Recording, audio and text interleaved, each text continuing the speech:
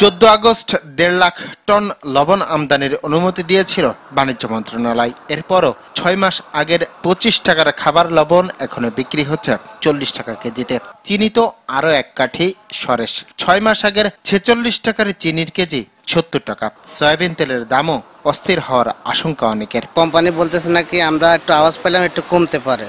তাই আরেকটা হলো যে আপনার যেমন সয়াবিন তেল, সেটা আমাদেরকে কোম্পানি বলতেছে আপনারা তাড়াতাড়ি নিয়ে নেন, পার লিটারে নাকি কয় টাকা বাড়বে সেটা আমাদেরকে বলেনি।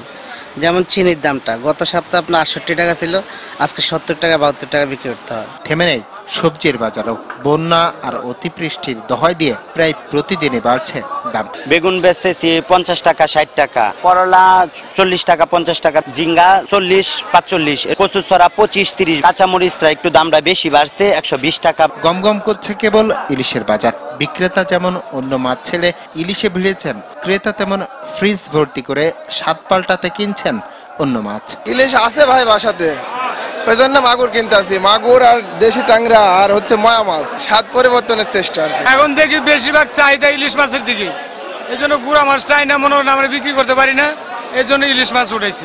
কুরবানির রেশ কেটে যাওয়ায় বাড়তে শুরু করেছে ব্রয়লার মুরগির দাম।